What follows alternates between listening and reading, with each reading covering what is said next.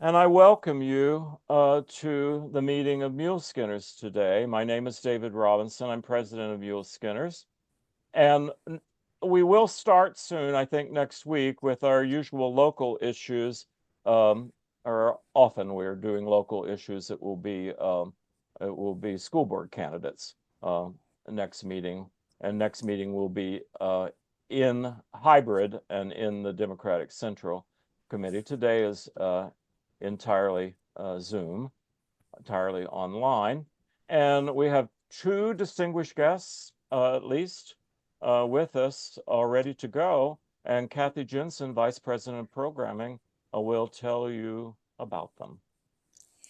Yes, we do have the two speakers today. Heather Hargrove, Clinic Development Director for Liberty Family Medicine, and Dr. Jeff Belden, retired longtime Columbia family physician. I'll introduce Dr. Belden further before he speaks. Heather Hargrove was born in Iowa, raised in Trenton, Missouri. She transferred to the University of Missouri in 1989 and stayed on in Columbia following her graduation. She has been blessed to be joined by her immediate family that has grown to include 5 nieces and a great nephew. Heather worked in the hospitality industry for 25 years, with the last 11 years as a general manager. In 2020, she joined the team at Liberty Family Medicine as the business development manager. In 2022, she became the executive director, at Feeding Missouri. In 2025, she returned to Liberty Family Medicine full-time as the clinic development director. Heather enjoys staying connected to the Columbia community, spending time with her friends and family, including Kansas City Chiefs game days, and reading. Welcome, Heather. Thanks so much, Kathy. I appreciate it. I really am grateful for the opportunity to share what I think are some amazing opportunities for individuals when it comes to their health care. And so we will jump right into it. And thanks again to everybody for today. So I think that a lot of people would say that there is a healthcare crisis of sorts in our country with traditional primary care being built more on a high volume, very transactional event rather than long term health outcomes and focusing on that. And what most know is healthcare doesn't really promote health. I would say it's focused more on sick care. In addition to that, the clock's really ticking in traditional practices where most providers are forced to spend between 7 to 10 minutes on average per patient, really meeting that insurance-driven productivity as that continues to be the case. Also, there's a lot of access barriers. Finding a primary care provider that's actually accepting new patients is increasingly difficult, often resulting in weeks-long wait times for just basic appointments, let alone if you have something that's more urgent or acute. There's a lot of administrative overhead too, that comes from that, and with that box checking, if you will, and that need to see a certain number of patients every day. So really, that's where Liberty Family Medicine comes into play. And think about this, all those things we just talked about. Now you've got a clinic where you have the accessibility to your provider, appointments that run on time, there are no copays, and the middleman is gone. And that's what we bring to you at Liberty Family Medicine. So this concept is what is called direct primary care, or DPC model. So you can think of that like maybe a gym membership where you pay a flat monthly fee for unrestricted access to your provider. And by removing the insurance from that primary care equation, our providers are now focused on the patients instead of the paperwork. It's very relationship based, and the DPC model shifts that focus back to what I would describe as trust and familiarity with your doctor, and somebody that knows your medical history because they've actually have the time to listen. They have the time to review your medical records and see you not only when you're sick, but when you're well. So, how do we do all of this and maintain those standards and build those relationships with the patients? It really comes down to managing the panel size for each of the providers. How many patients do they have on their panel and do they care for? So, typically in a traditional practice, for primary care, you're seeing patient panels of anywhere from 1,800 up to 2,500. So in our model at Liberty Family Medicine, we are true to direct primary care by having our providers focus on around 800 patients on their panel. That's how we achieve the goals of providing longer appointment times. So when somebody comes in, they are new, they are establishing care, we set aside an hour.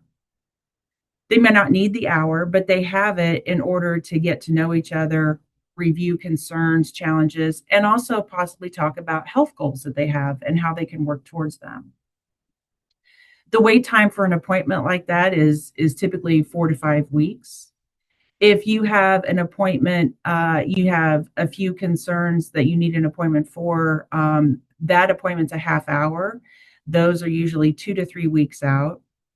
And then if you're coming in for a chart review, we set aside 45 minutes for you to spend with your provider, and about 2 to 3 weeks out on those as well. Then if you're not well and something comes up acutely, we always keep same or next day appointments so that you can be seen right away and get on a path to feeling better.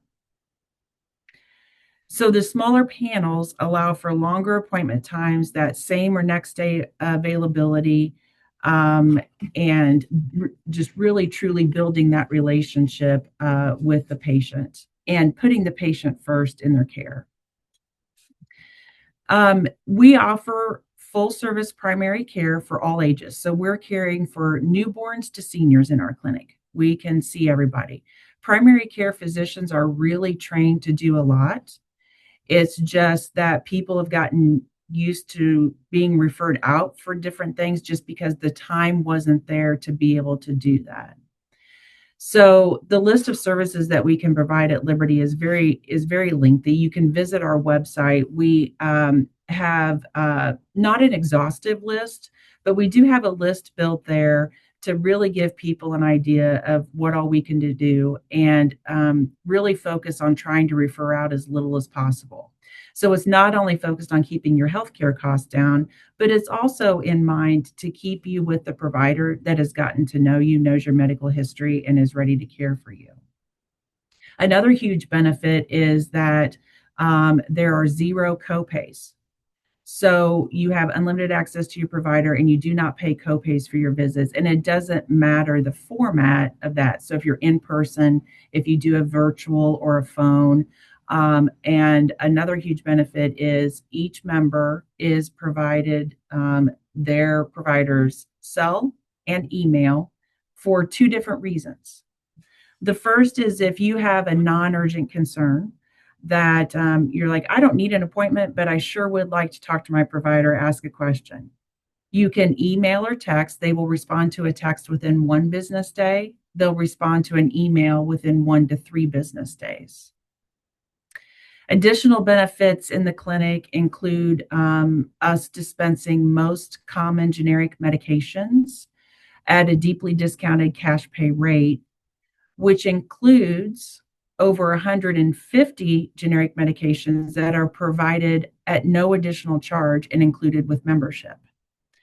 That also is kept up to date on our website if anybody would care to take a look at that.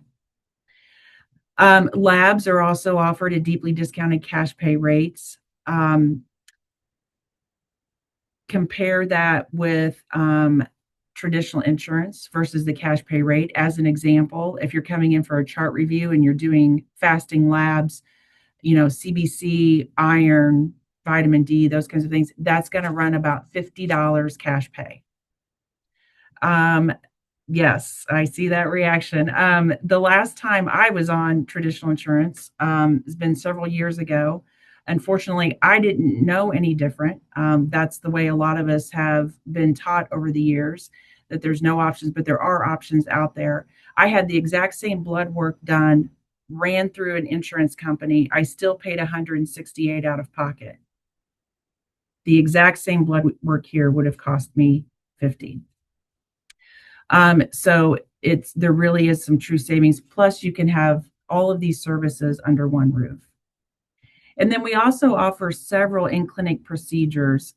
We do not charge procedural fees. So think about sutures, EKGs, breathing treatments, joint injections. We do not charge any procedural fees for that.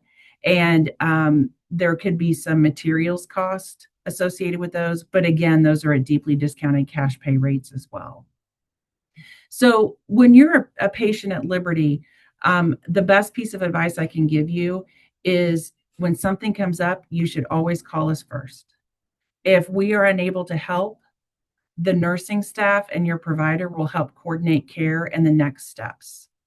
And that way you feel very confident that the next steps that you're taking, if they have to be referred out of the clinic, are truly the best things for you and what you need to do next. But they are coming from that trusted resource that you've built that relationship with.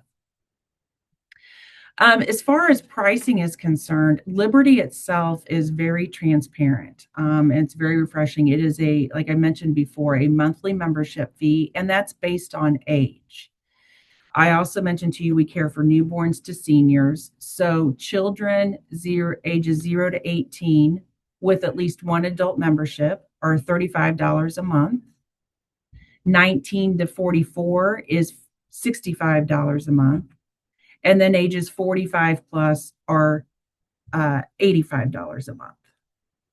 Okay, so remember that. And then you've also got the no copays, the medications included, all the services that we provide with that. Now, here's where, we're really working to get the word out as well. A lot of people know about Liberty and what we do as a direct primary care. They may not understand what a DPC means. You guys all got the down and dirty on that, and you can share that with others. But the wonderful thing that we also have is, you saw Jason Gruender joined me. I work with Jason at Liberty, and he has worked really hard to also help us pair Liberty with catastrophic options. So, and those, typically run 40 to 60% less than traditional insurance.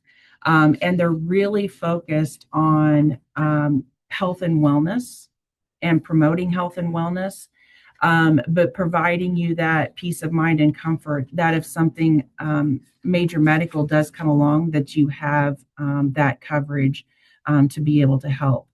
So there are some options that we have available that you can pair with our clinic. Use Liberty as that foundational core of primary care. And we are working with individuals, families, and we have several businesses within Columbia and Jefferson City, because we do have not only do we have the Columbia Clinic, but we have a clinic in Jefferson City as well. We are working with several businesses in and around the area to provide healthcare plans for their employees. And it's been amazing and rewarding to help solve that healthcare challenge for businesses, especially either from the perspective of they've never been able to afford to provide for employees and they can now, or they've been in a situation where as healthcare costs have continued to rise and premiums have continued to rise, they've had to either pass along those higher costs to employees, or they've had to figure out other options. And they are coming to us, and we're able to help them and provide those other options. So it's been very exciting.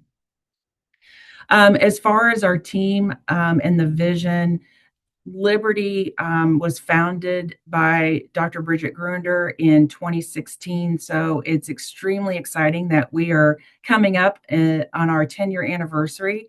I'm sure many of you know the statistics. The percentage of small businesses under 25 that make it to that 10-year mark is very slim. And so I'm proud to be a part of that. We have over 50 years of medical experience between the providers in Columbia and Jefferson City. And so we're proud to serve not only those areas, but surrounding communities as well. So, Liberty really isn't about a clinic. I think that I would describe it as a return to what we all grew up with. This is what I grew up with in Trenton, Missouri, was our doctor that cared for our family and knew everything about our family. And that's what it is and what it's about here at Liberty, where it's very comfortable atmosphere. We have couches and recliners. Our staff knows our patients by name. And so it's just really about better access, lower costs, and actually at the end, better health outcomes for our patients. So that really is a quick overview for you. And I know I've taken about 20 minutes, but I'd love to open it up for questions if anybody has any. I don't see any in the chat right now. One thing we do with this meeting is to note if we have any office holders or candidates for elected office. And we do have Becky Brewer, who's running for state rep from the 44th. So I want to note that. And we think that's important for our meetings. And ask you to raise your hand either electronically, or I'll try to see. I see Pam raising her actual hand. Can you unmute yourself, Pam? So you don't use Medicare at all? We do have patients that are on Medicare. We don't bill, Liberty does not bill or cannot bill Medicare for services. However, you could use your Medicare if you wanted to for lab work, medications, things like that, or obviously on that major medical coverage. I will tell you that in the last probably 4 months, we have seen Medicare patients using our cash pay services because it has been much less expensive than what the lab work has been going through Medicare. And it can be, it's been really like vitamin D has been a big one, that the cost through Medicare is pretty substantial. And through our clinic, it's $23. And we're talking hundreds of dollars otherwise. So there are, it works well, and we have several patients that are obviously on Medicare, but they keep Liberty on the front end of that. And one thing I forgot to mention, if you have an HSA, as of January 1st, you can use your HSA to pay for your membership at Liberty. That is health savings account that you have Correct. established for Yes. yourself. A similar clarification there. Is it possible for a Medicare person, like many of us are, frankly, to think about this as your primary care physician, and then that being coordinated to all our specialists, whether it's a pulmonologist, a cardiologist, a cancer doctor, and so that there wouldn't be too much, I guess, what are the points of interface that might be difficult there, or have those interfaces run smoothly? Our team is really great, I think, at coordinating care and making sure that we're accessing records, right? So Yes. So when patients come on, one piece of paperwork that we have them complete is a release of information. And so we're working to get all prior medical records collected here at the clinic so that we have that. And then when you're referred out or when you have ongoing care with a specialist or some other areas, we are making sure that, you're listing your provider here as the primary care, and then making sure that we're sending out records requests when necessary if they're not automatically sent to us, between the patient and the provider. But yes, keeping all of that information in one place so that your primary care provider knows what's going on. Herb, can you unmute yourself, Herb? Could you fill us in on your staffing in terms of number of physicians, nurse practitioners, and nursing assistants, or whatever the designation for that is? Yeah. So we have two nurses in Columbia. We have medical students. We have two physicians. We have a PA in Columbia, and then in Jefferson City we have a nurse and another doctor there. And we don't use answering services. Our medical team are the ones that answer the phones. And so even while your provider's in clinic, they are getting information and keeping that flow of communication constant so that it can be sent back to the provider for next steps. And those between the providers and the nursing staff, they're constantly in communication with each other. And I appreciate that question. That's why I also mentioned over 50 years of medical experience, because it's really great to have in this clinic the providers be able to have that collaboration between themselves as they're working on specific scenarios with different patients. Another thing that our patients have access to at no additional charge through their provider, if a provider is not 100% sure of next steps, wants to consult with a specialist, they have the ability to do so. Have them just anonymous of any patient information, but review and take a look to get second opinions. So there's quite a healthy collaboration, Herb, to answer your question about the staffing here. Also, when a patient enrolls, they select their provider, and that is the provider that takes care of them. The exception is if a provider is out ill or out on vacation, then we still don't use any answering service. Another provider in the clinic takes the calls for that one, and we still keep your care in-house. And if you become ill and need a same or next day appointment, one of the other providers within Liberty Family Medicine will still be able to help you and care for you.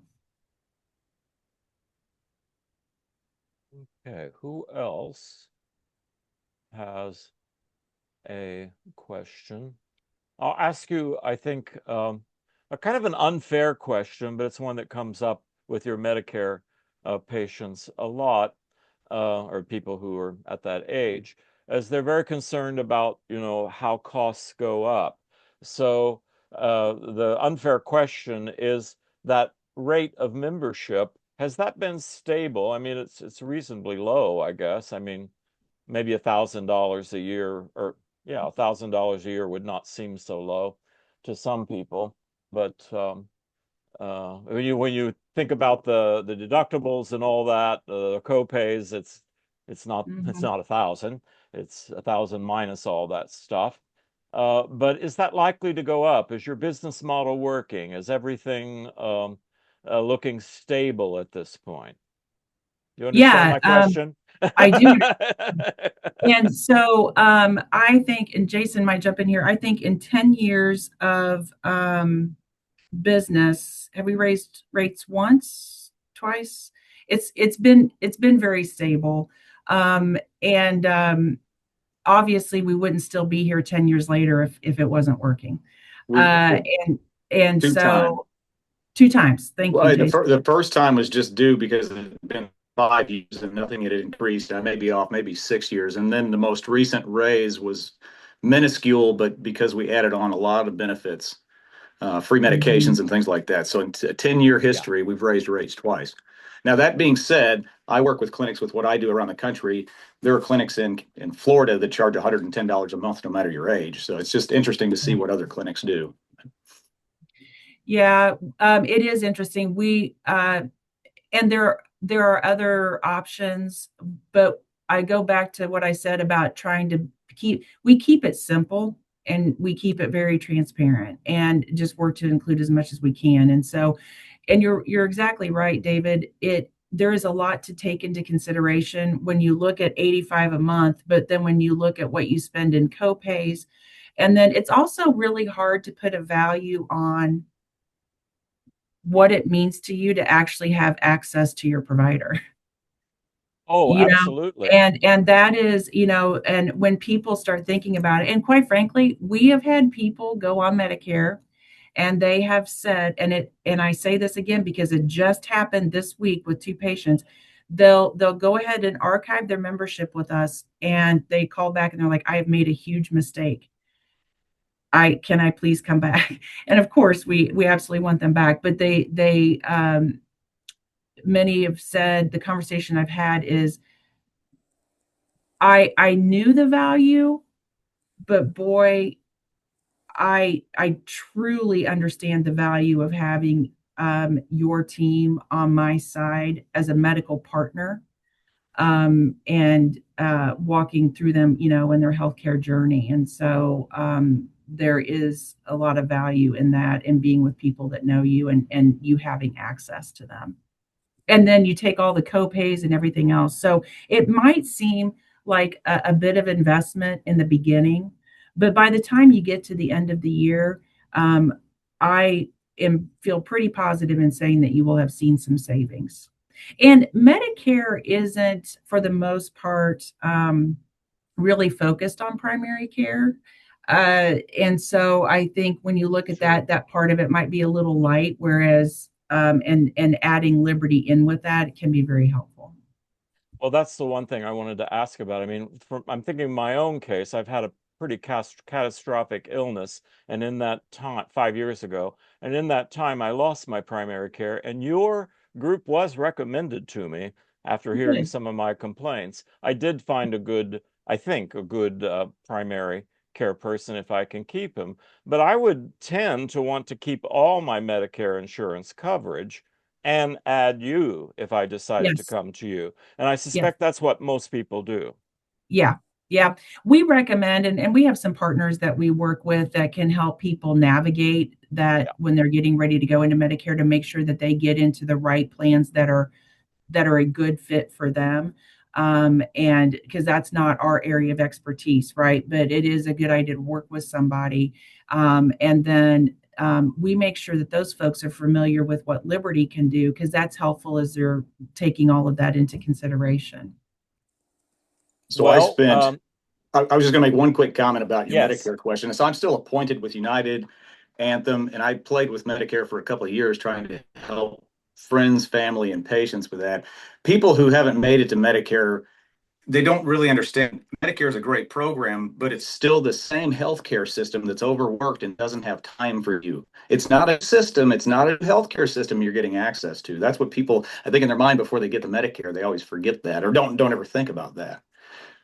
From a savings standpoint, we could maybe have somebody pick a different prescription plan that might cost a little bit less because they're going to get meds through us. Yeah. There are some things we can look at if you bolt us on. You don't want to forego taking that medication plan and picking something up out of the gate. But anyway, just want to throw that in there. Our time is coming to the end, but I just like before we leave Heather and Jason, can you tell us what your position or expertise is in this group? Well, as Kathy mentioned, I'm the clinic development director, so I Okay. have no medical experience. Right. So, and it's funny because we also, one of our nurses, her name is Heather, so we're very careful. It's not Nurse Heather, and you have Nurse Heather. And more often than not, people don't want to talk to me. But so I help working, like I said, with those individuals, meeting with individuals, families, and businesses to help guide them through this, and on board there. And then the other side of is helping in some administration and day-to-day operations of the clinic, really focused on our customer service and patient care and things like that. And then Jason.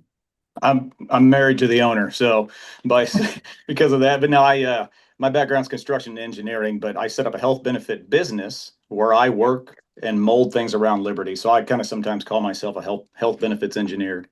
But Well, David, I think yes. David, there is a question that Ruth Millage had in the chat for a long time. If Heather could answer that quickly, I think I know the answer.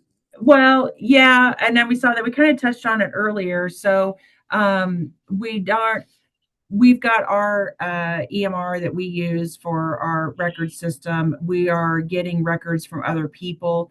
If somebody leaves and needs their medical records sent to a different clinic, then they can have their doctor's office send us a release and we'll send that information over.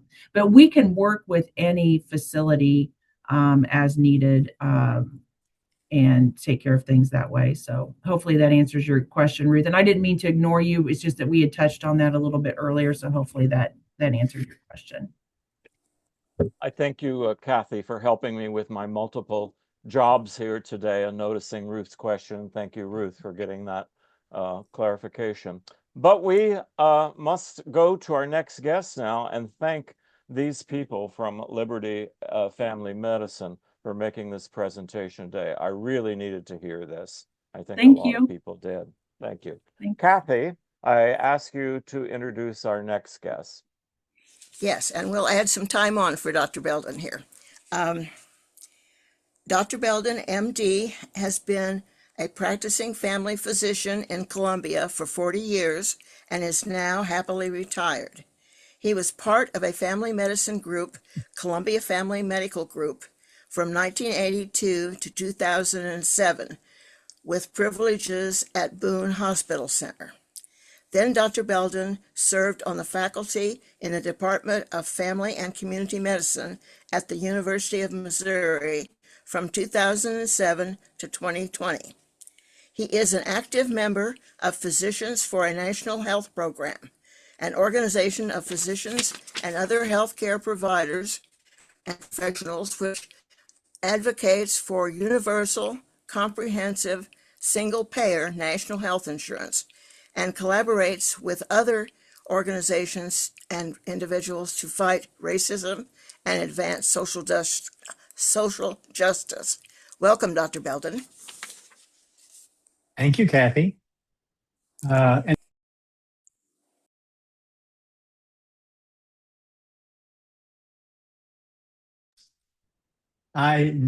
can you hear my voice? I'm unmuted, good. So Heather, I was happy to hear your presentation. It sounded very appealing to me as a physician to be able to have a smaller panel of people that I could take care of and be available in a timely manner. It also appealed to me as a patient to think that I would have my doctor who knew me and I could get into in a reasonable interval. And in fact, I was Nikki Albin in Jefferson City, one of your physicians, one of her faculty back when she went through the training. I've been around long enough. I was almost everybody's faculty at some point on a part-time basis. So yeah, thanks. So I'm going to share some slides here.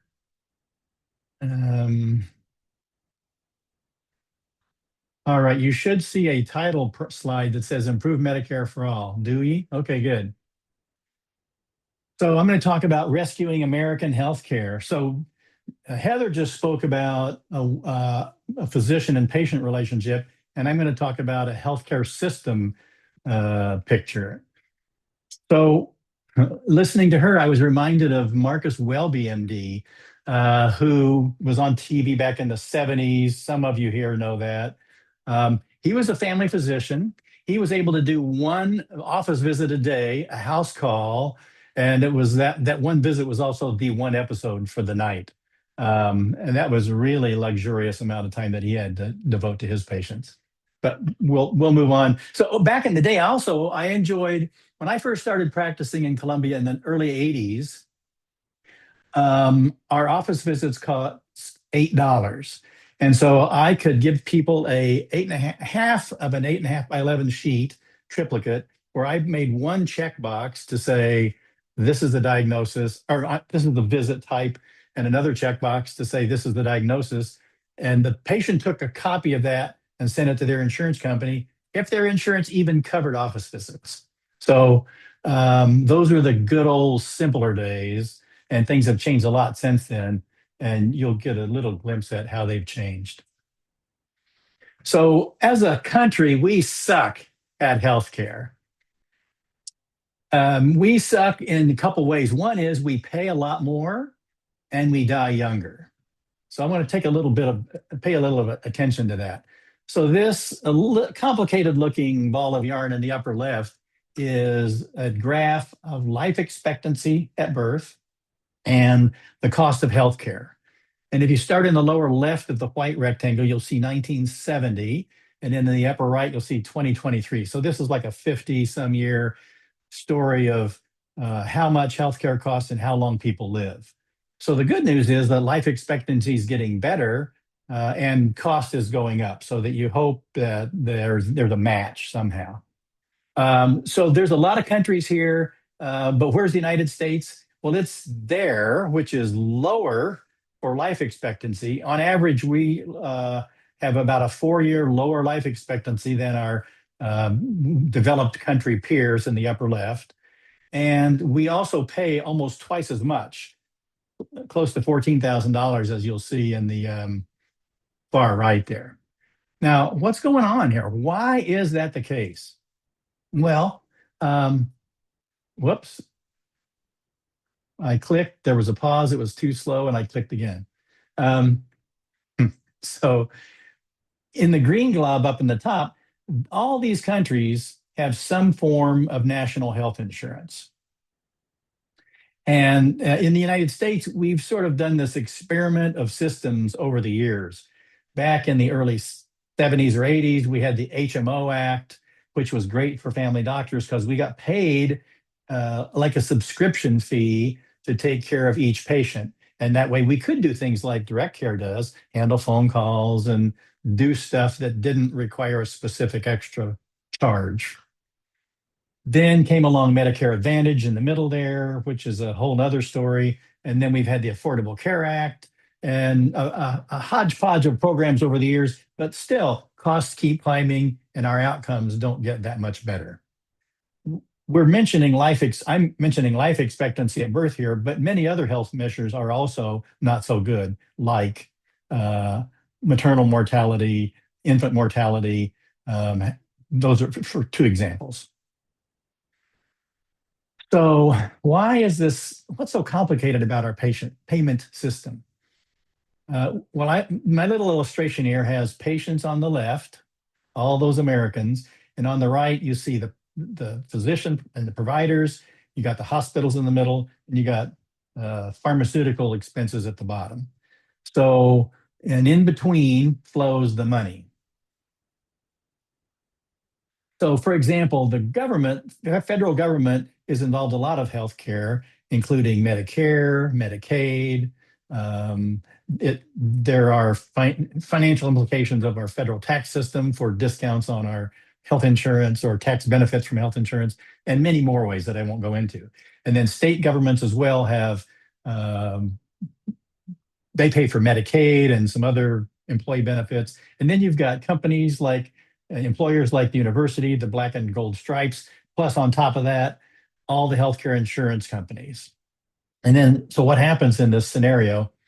You have money going from the population of the people, the patients, and then you've got money going from those systems over to the care providing systems, hospitals, physicians, and so forth. So that's okay, but it's so complicated. This is a very simplified model of the complexity. And then you'll notice here some of the arrows turned red and some turned yellow. That red might represent you're not on the panel, or we never cover that kind of a benefit. And yellow might be, well, first you have to pass through some prior authorization hoops, or we limit how much we pay on that particular kind of problem. So it's a very limited constraints, and Byzantine complexity is what we're looking at. Now, insurance companies have pretty significant overhead, the commercial plans. Let's take a look at that.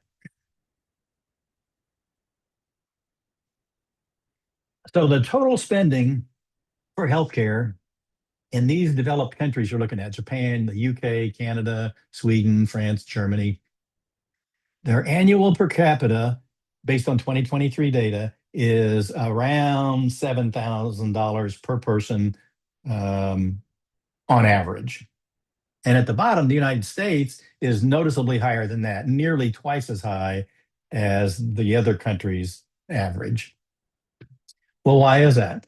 I'm going to skip over the U.S. public and private because that goes into more detail that's more confusing than helpful. Corporate insurance is expensive partly because of their overhead costs and because of their profits. So let's see what that looks like. So here's a half a dozen health insurance companies. You can see their overhead rates range from 10 to 17%. What would you guess Medicare's overhead rate is? Anybody? Well, it's 2%. 2%. How can that be? Well, for one thing, Medicare doesn't advertise, they don't maintain a sales team, and they don't employ staff to deny claims or do prior authorization and that sort of thing. But insurance company overhead is the smaller part of the waste in our US healthcare finance system. The true total overhead is more like 30 to 35% true total overhead. So let's take a look at what some of that entails. So for the healthcare system overhead, I like to think of it as there are staff to pay and there are games to play. So the staff to pay we're going to talk about billing clerks. So on the left, you have a respected US healthcare system, Duke Medical Center.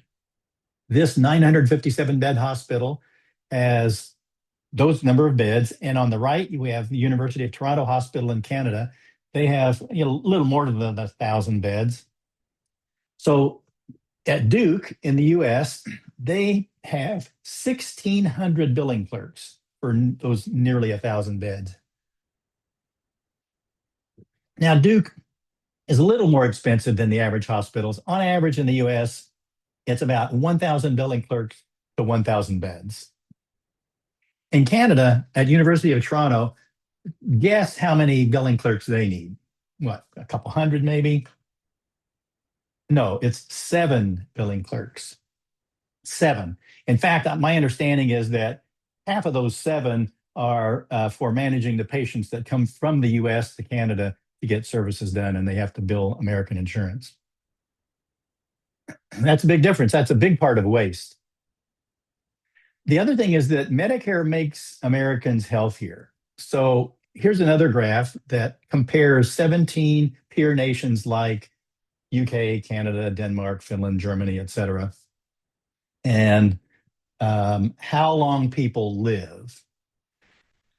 So in our case, for the first 65 years of life, men and women in America rank at the bottom as far as life expectancy goes. Well, what happens at age 65? Well, we get Medicare, and our our mortality rates get dramatically better. So why is that? Well, everybody's now has a national health insurance. They have Medicare because everybody that age has Medicare. That makes a huge difference. We're near the top among the ranking nations. So what I recommend is that we make a switch once to Medicare for all. Not all those little red rectangles like HMOs and Affordable Care Act and Medicare Advantage. Just one Medicare for all, one thing, do it once and be done with it. So we take this Byzantine complex mess, toss it aside, and go for Medicare for all. If you wonder about what's going to happen to all those many, many employees of the insurance companies, we have ideas of what they can do to be more fruitful. So the Medicare for all is going to be an improved and expanded version of Medicare, not just the version we have right now. So we'll talk a little bit about the proposals from Bernie Sanders and the proposals on the House side. The improved Medicare includes all medically necessary care. So you see these 8 items on the right. Inpatient and outpatient are already covered by Medicare. You can get prescription drug coverage, but you pay extra for that, but not with Medicare for all. It's included in the main package. And then mental health, vision, dental, and hearing are all going to be expanded to be more comprehensive than they are now. And long-term care and comprehensive reproductive care will also be included in Medicare for all. So we get rid of copays, we get rid of deductibles, and we get rid of premiums. There's no need for supplemental insurance. You don't have to go out and buy a drug plan or a Medicare supplement. And it's equitably funded through a progressive taxation system that I'll talk a little bit about.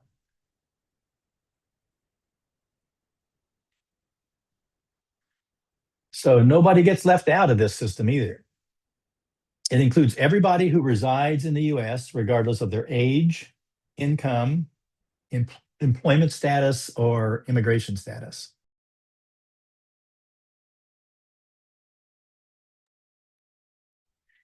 It reliably covers everybody for their entire life.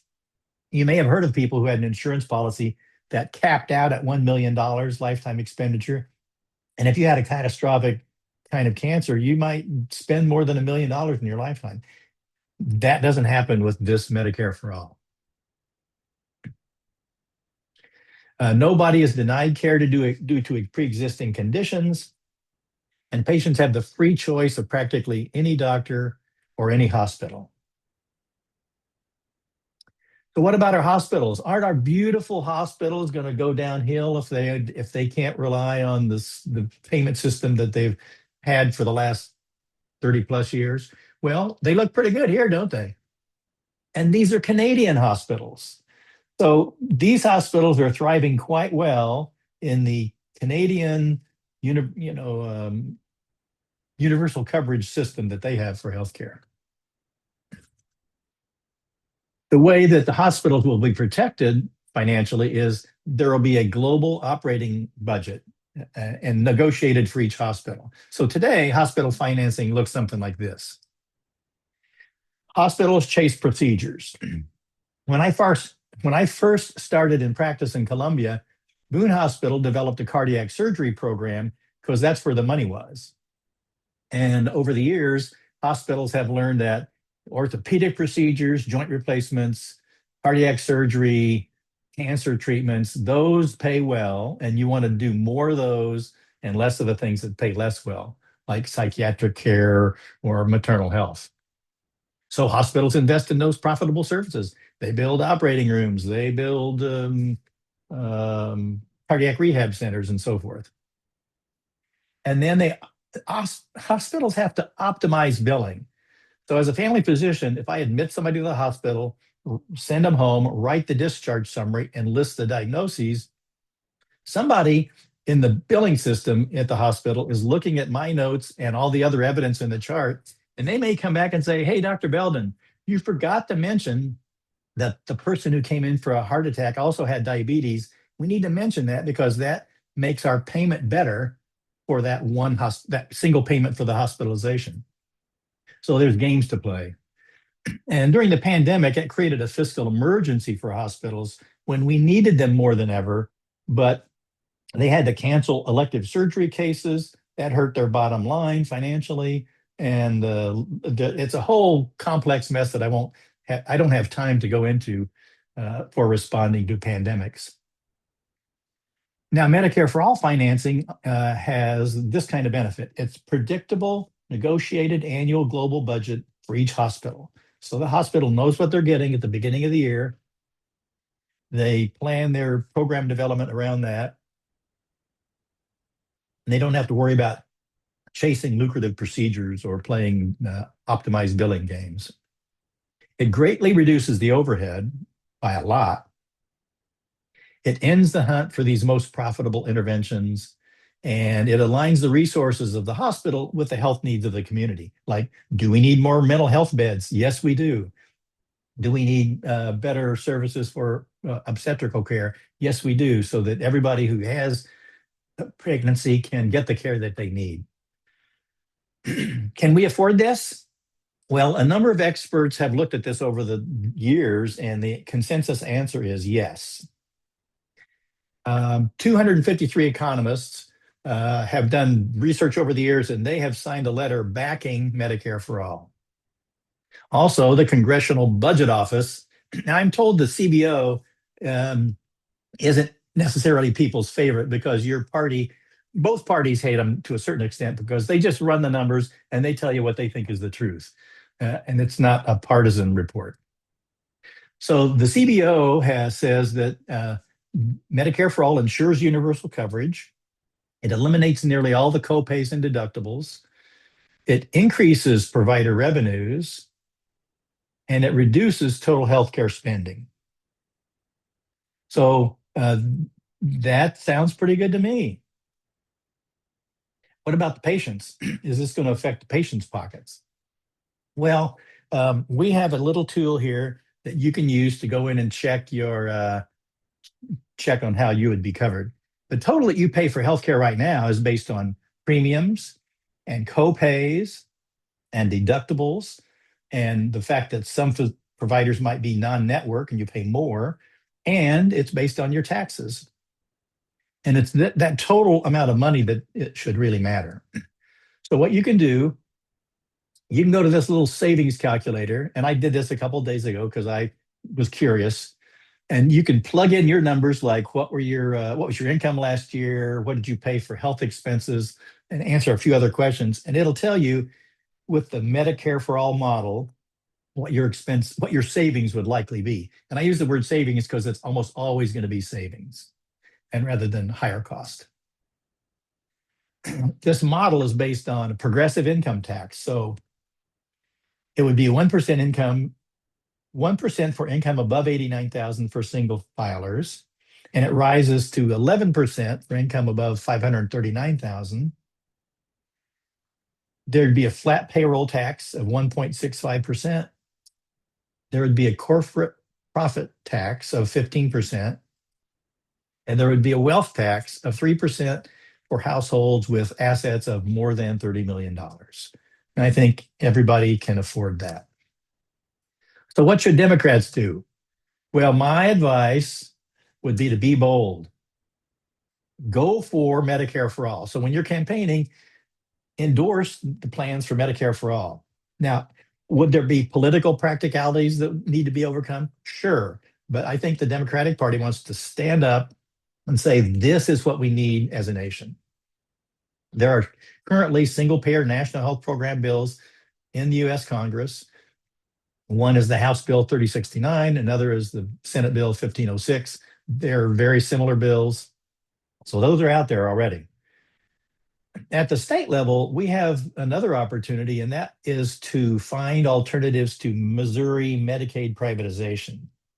So right now, we have a managed care plan for Medicaid, which adds a substantial amount of cost. We think about $250 million in cost without that kind of a benefit. So if that private Medicare could be eliminated and just pay straight, I'm sorry, I said Medicare, and I meant private Medicaid could be changed to simple Medicaid, we could save hundreds of millions of dollars in overhead and middlemen in Missouri. So that's the comments that I had for you, and I'm happy to take questions. And if you want to learn more about Medicare for All, here's a QR code you can scan to learn more about that. Thank you very much, Dr. Belden. I have a million questions, and first,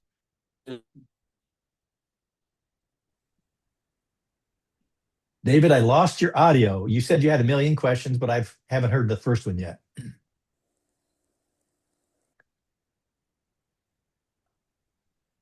stick Kathy's around? gonna. Oh, I hear you now. Say it again. Can you stick around for a few extra minutes after 1 o'clock? Probably. I have Okay. to actually go to the governor's office or to meet with some governor people a little later today, so I can stick Okay. around for 10 minutes or so. Okay, that'd be perfect. We have from David Mallory in the chat. I don't know if you see it. Interest about wait times in Canada. Of course, we're regaled with horror stories about that. Do you want to respond to that as a reason not to do what you're talking about? Oh yeah, let me recover myself here from the screen sharing. Now I can see faces. Okay, wait times. Um,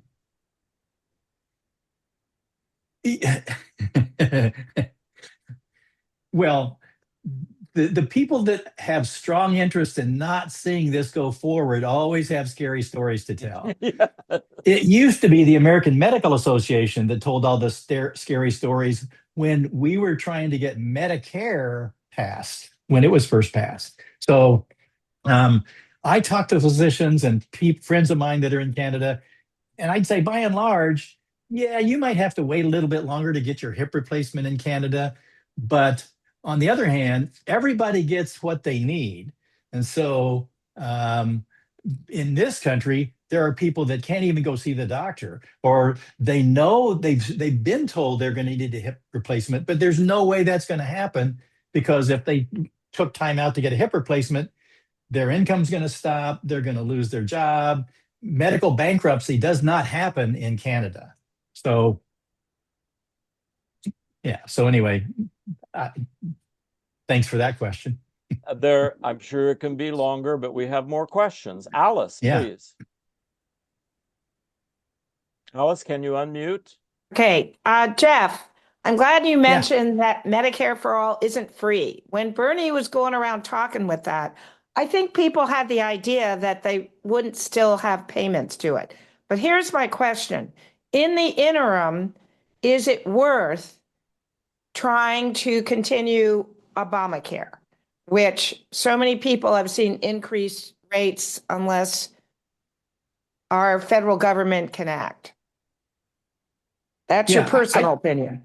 Yeah, my personal opinion on the Affordable Care Act is that we need to keep it in effect. We don't need to throw it out in the meantime. I have an adult son who, is in a modestly paying job, who really benefits from the Affordable Care Act. So I'm all in favor of keeping it going. And in the meantime, we can start working toward making Medicare for All happen. Great. Thank you. Thank you.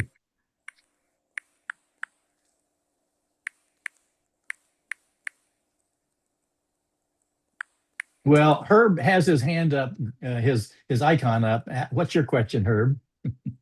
Thank you very much, Dr. Belden. I'm with you in part because a big chunk of our family is Canadian. Yeah. One additional wrinkle, implied but not quite spelled out here. The figures about the U.S. cost for medical care in proportion to population are out of bounds, but they are also, from what I've seen elsewhere, especially out of bounds for old people, despite Medicare's administrative efficiency. Are we spending much too much and too poorly on old people who are not particularly productive, like us? Well, there are, wow, that's a complicated question. Complexity goes through my mind when I hear your question. I'll pick a couple of little pieces and not pretend to be comprehensive. I work with some colleagues who are palliative care physicians, and one thing that we're not very good at in this country is deciding, is the healthcare system deciding when it's time to let go. Let me explain what I mean. Most Americans don't want to die in the hospital. They want to die at home with their loved ones. Most Americans don't want to do futile care or they don't want to do long shot care. But sometimes our well-meaning oncologists will offer one more treatment and one more treatment and one more treatment, and they sometimes feel like their job is to offer hope rather than a realistic set of expectations to people. So, and I'm not trying to just pin the blame on the oncologist, because I could also pin the blame on the surgeon or pin the blame on the anybody. But the concept is sometimes we spend money unwisely on things that people, if they had a better understanding, would not choose. Do we spend more? Do we spend more on people of all ages, including the elderly? Yeah, we do.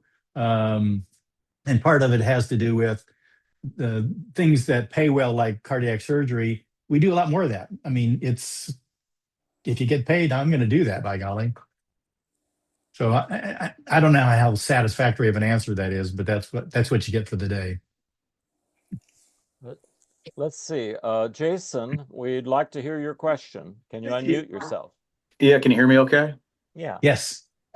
I'm a numbers guy, engineer by education. So I loved the presentation. I love statistics and numbers. And, the only reason Liberty exists is because about 3 decades ago, some doctors got tired of not being able to care for their patients, right? They were overworked. And what caused that? This broken insurance system that we've perpetuated over the last number of decades. So I'm all on board with something different for sure.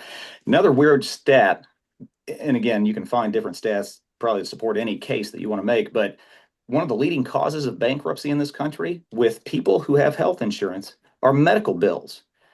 Yeah. That shows you that there's a problem right there. We need to come up with a solution. If we come up with something that providers can directly care for people and move the needle from a healthcare standpoint, I'm all on board with that, because the healthcare, I don't care what political side you're on here. I don't think anybody's going to ever say that our healthcare system is not broken in this country. Something has got to change. Doctors, they just want to care for people. They don't want to run businesses either. So if you show me a better model, Liberty's doing what we're doing because we're just trying to find a solution in the middle of this fiasco that we have to navigate. But you show me a better solution, I'd love my wife not to have to run a business. So I love it. I just want to compliment your presentation. I loved everything I heard. Yeah, thank you. And you reminded me reminded me something I've already forgot what I was going to say. So next question. My question is, it might not be the last one, but we do have to wrap up soon. But I noticed in the introduction that Kathy gave you that you mentioned you're concerned about racism, and I assume something about race issues in medical care. I'm wondering about the political. I mean, it seems like we have a disconnect between the facts and what we got.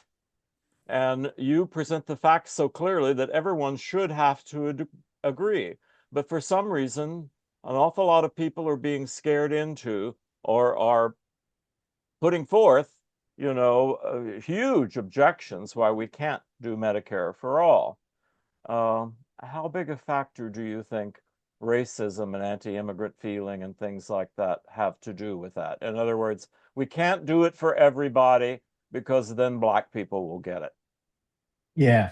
Well, that's a complicated and touchy issue, and I realize that I'm probably talking to a choir here, which is with the Democratic Party. We do know there's very clear evidence that there are healthcare disparities in our country that can be attributed to race, in terms of survival rates and infant mortality and a number of other things. So those are just facts.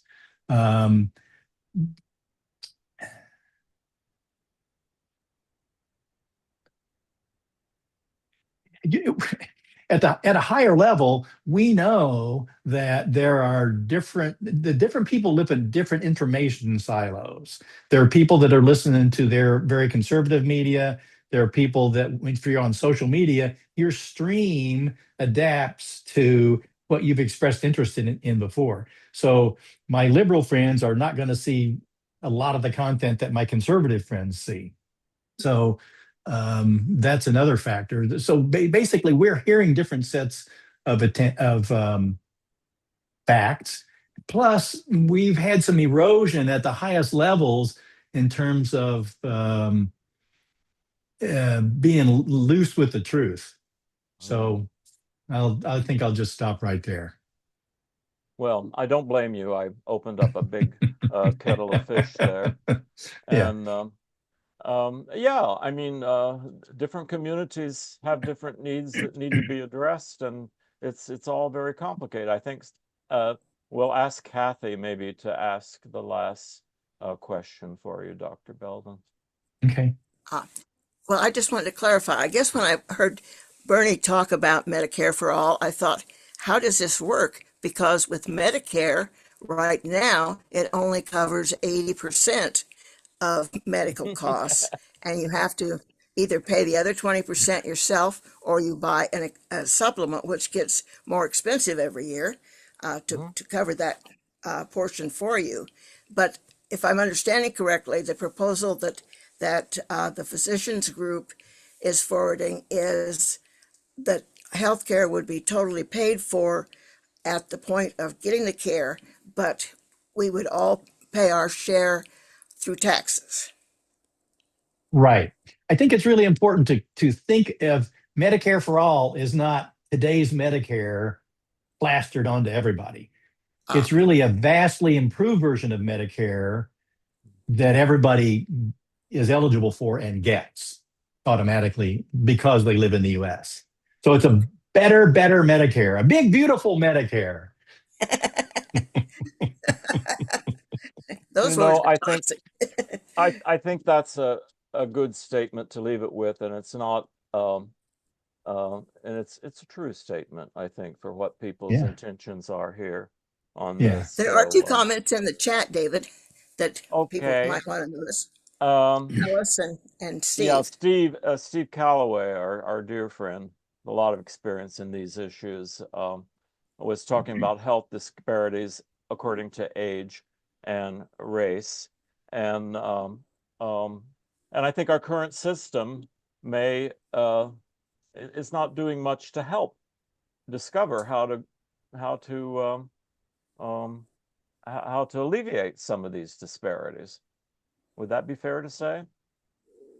Well, yeah, Steve also mentioned that renal failure is another example of a Yeah. significant a disease with significant health disparities.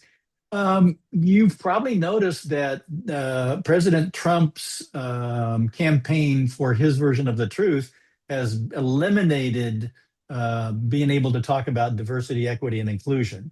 And Yeah. so our health system, you know, in my last dozen years working at the university and working to improve the softwares that doctors and nurses use, I I was around people that worked for the federal government, and I learned that their focus on equity and health disparities was a stalwart, ongoing effort that permeated pretty much every program that they had.